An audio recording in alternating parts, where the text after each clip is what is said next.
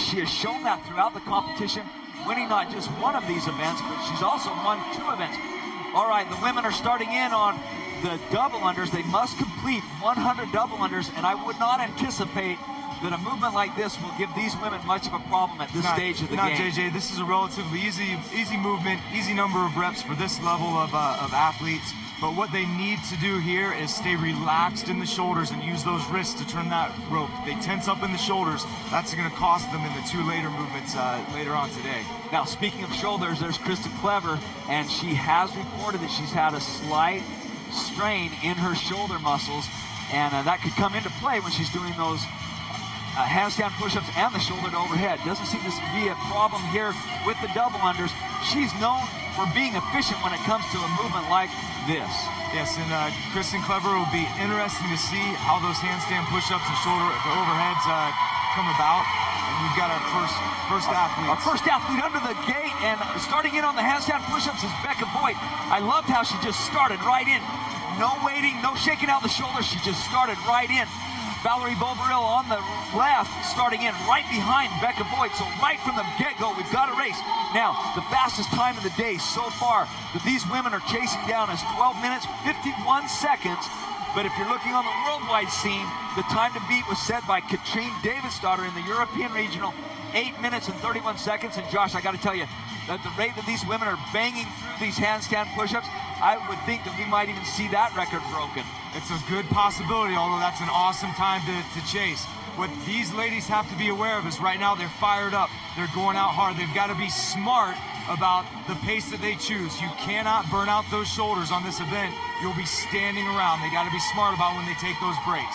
Now look at the methods they're using here. This kipping handstand push-ups. They're bringing the knees down, driving with the legs, and using that momentum for the legs to hand off to the shoulders to assist with driving them up that wall. And there's Chris Clever as she comes down off the wall, and I want to see how her shoulder is reacting and if it's giving her any problems. I know yesterday I saw her getting some acupuncture in her, I think it was her right shoulder.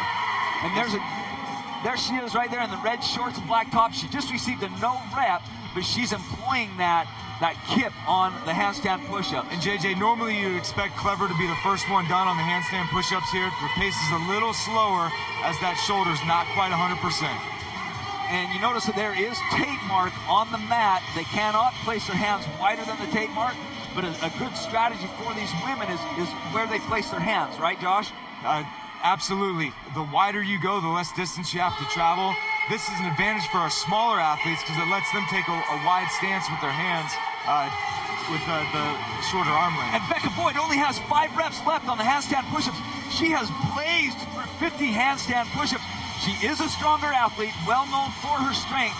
I would expect she'll quickly slam through these shoulder to overheads with 100 pounds. She's going to take a second, chalk up her hands, and grab or excuse me, I thought she was going to the shoulder overheads, but she's not.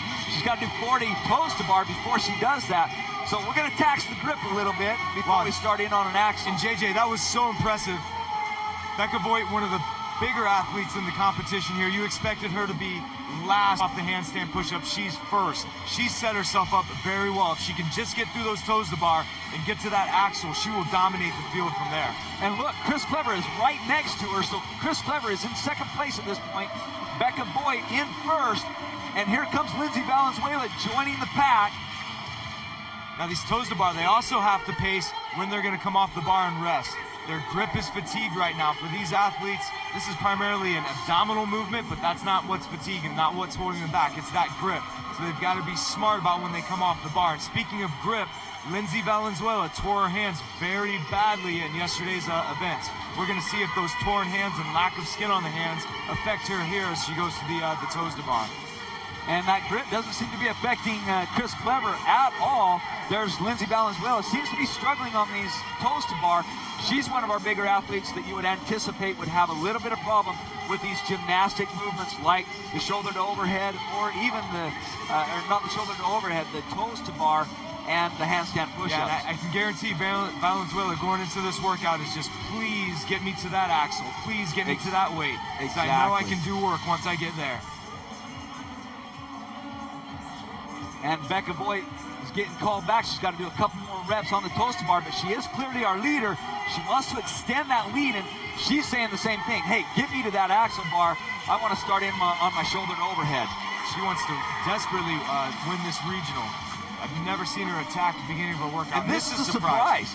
Valerie Volberil, whom I would have thought would have blazed through the shoulder or the handstand push-ups, now she's in a comfortable position. Now she's in what's known as her wheelhouse. Something like the toes to bar is something she should be very efficient at. Yeah, she's got some work to do to catch these ladies that are out in front and hold on to that #1 seed. And there goes Becca Boyd. She is the first one to the mat. She'll start in on her shoulder to overhead with 100 pounds on that axle bar. JJ, what we could end up with here, if this theme continues here, we could have Voigt finish this workout in first, Valenzuela second, Volberil third, and we could have a three-way tie heading into the last event for the day. That would be unbelievable. Wow. Chris Clever looks like she's got, Danielle Hell passed Chris Clever. So did Lindsey Valenzuela. They passed them on the toes to bar. Now Lindsey Valenzuela is in her home territory. She's in her familiar stomping grounds with a weightlifting movement like shoulder to overhead with 100 pounds. And JJ, what makes this interesting, a little bit different, is they have that axle bar. It's a 2-inch thick grip. Most of the time, women have a 25mm bar, very small bar. If you have small hands, which some of these ladies do, this is going to be a very difficult task just to get that up off the ground, just to be able to hold it in place. And Becca Boyd is our leader at this point. She just finished 20 reps. She has 10 reps left on the shoulder to overhead. We're 6 minutes and 40 seconds into this workout. There's a 15-minute time cap.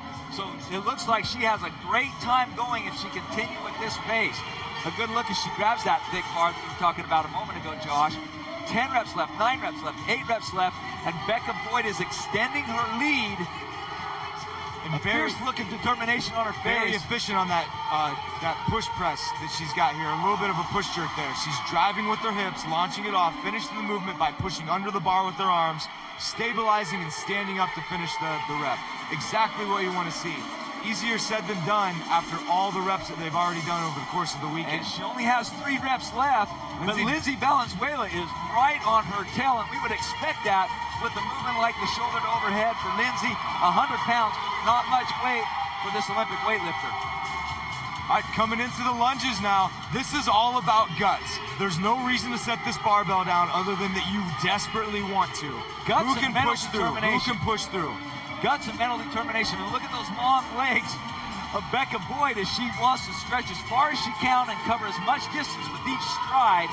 Lindsey Valenzuela still just a few reps left, but Lindsey is in second, but Chris Clever is closing in fast, which I am very impressed with Chris Clever, knowing that she has a slight strain in her shoulder. Now, JJ, Lindsey has taken another approach, kind of a different type grip on this lunge.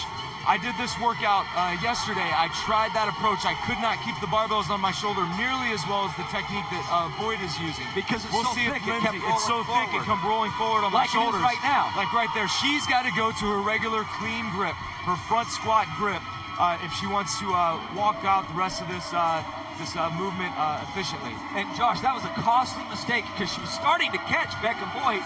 But now Becca, she's got a strategy figured out. Now she just switched grips. The wrist, the arms are extremely uncomfortable at this point. You're doing whatever you can to keep that bar up on your shoulders. Both ladies doing the exact same thing, but Becca Boyd has built such a lead that it looks like Becca Boyd will win her 3rd workout in 3 days with an unofficial time, 8 minutes, 55 seconds. Incredible job by Becca. She was only 24 seconds away from the world record set earlier today by Katrine Davidsdottir. And I think that face says it all. Yes, I was just what kind of workout, what kind of weekend this has been thus far. And they've got one more coming up. That is one excited lady, even though she's tired. But hey, Josh, talk about the performance of winning 3 events at a competition like this, where the heat is stacked as much as it is. That's unbelievable. With other fierce competitors. With the other names in this this field to be able to win 3 events, Boyd has set herself up perfectly going into that last event. And I'll tell you what, Volberil better get moving. Right now, it looks like Lindsey and Boyd will be in a 2-way tie for first place. Vorbrel may drop out of that tie. She may drop from first to third after this workout unless she can pick it up and beat Chris Clever to the finish line. And there's Valerie as she takes a moment just to mentally prepare herself and organize her body, organize her mind, and get set mentally to finish this workout, which Lindsey Valenzuela just did with an unofficial time of 12 minutes and 4 seconds. So former training partners in Becca Voigt and Lindsey Valenzuela, they used to train at Valley CrossFit together, and she's over there cheering on other competitors at this point. Chris Clever being that athlete that she's also trained with at Valley CrossFit. And man, I am so impressed with Chris Clever today because you're battling an injury, it can get in your head, but she's put it out of her mind and she's taken on this workout that involves a lot of shoulder movement. To be honest, JJ, I thought Chris Clever would withdraw from competition given her injury. Oh, look at that Here face. he is. Here she is. She's got to step on that mat. Unofficial time, 8 minutes place. and 48 seconds. Unofficial, or 10 minutes and 48 seconds. And she is clearly in pain. What a gutsy performance. I love things like this. Just the athlete digging in deep and pulling it out and doing what she needs to do to win the event. What fortitude. And this is costly for Valerie Voberil at this point. She needs to go. She needs to get that bar up and go right now. She needs to go into this last event no more than 1 point behind first place. If she lets another competitor beat her to that finish line, she's going to have a very, very tough time of winning the SoCal Regional. She's basically going to be out of it for that last event unless she can be the next finisher. Becca Voigt giving her coaching instructions. Keep those elbows up. You don't want that bar rolling forward. And Josh, I've got to say, I'm really surprised by Valerie and this workout, how hard this workout has been for her to complete. And she needs to get up. She needs to go. But look at this. Valenzuela and Voigt coaching Voberil on. Where Voberil does poorly, it's down to Lindsey and Becca. They don't care about that. They want to see their friends do Valerie well. Voberil has got to hurry because on her right side, you can see on the left of the screen is Danielle Hell. Now Danielle Hell set the bar down and she's taking a break, which could be costly for Danielle. If she wants to improve her chances, and Jamie Hagia, wow, is gonna pass Valerie right at the last. Jamie Hagia with an incredible performance, surging forward to jump on the mat before Valerie Voberil. This could be costly for her chances to go to the games in July, and she finally makes it with an unofficial time, 12 minutes, 30 seconds. We're still well shy of the 15-minute cutoff for this workout. That one place, that 1 point is going to be huge, for Voberil. Hey, take your hat off for that young lady, Jamie Hagia, because she poured it on in the end and crossed that 90-foot distance like a champion. Those are some lunges, strong lunges Yes. to finish up that workout. She stayed in good position with her elbows up, just like Becca was encouraging all the other ladies to do. But wow, she really came forward there at the end and put together a heck of an event number 6. I was really surprised that Valerie Voberil just struggled as much as she did on the shoulder to overhead. She's normally known for being so efficient on a gymnastics type movement. There we're looking at our event champion there. Still coaching, still encouraging. You know, these athletes don't take victory laps when they're done. They help each other out. Much different than any other sport that you see. In fact, all of the women, there's Jamie Hagia, they're all taking the moment, once they catch their breath, to go and cheer on their fellow competitors. And you know what? That type of community, that type of enthusiasm, that type of camaraderie is bred part of the CrossFit culture. You see it every weekend at the Level 1 seminars. The workout that we do on Saturday night, the end of that seminar, every single person is cheering the very last finisher in those workouts at our Level 1 seminars. The same spirit that you see here today on the floor by our top athletes is what everybody gets at that Level 1 seminar. It's bred into the culture. It's part of CrossFit. It makes us unique. I'm very, very happy and excited to see it here and to be a part of it myself. And Josh, so far today, before this final heat, the fastest time on this workout was 12 minutes and 51 seconds. Becca Voigt's unofficial time of 8 minutes and 53 seconds makes it almost 4 minutes faster than the fastest time today. And that just shows the level of competition in this field, because here you've got these great competitors battling it out. You've got the crowd going crazy, adrenaline kicks in, and man, Just fun to watch. Allison Truscheid, as she finishes her event, we've got 10 seconds left until the 15-minute cutoff. We go, all the athletes making their way on to encourage her for one more rep. Let's get one more rep. Never give up.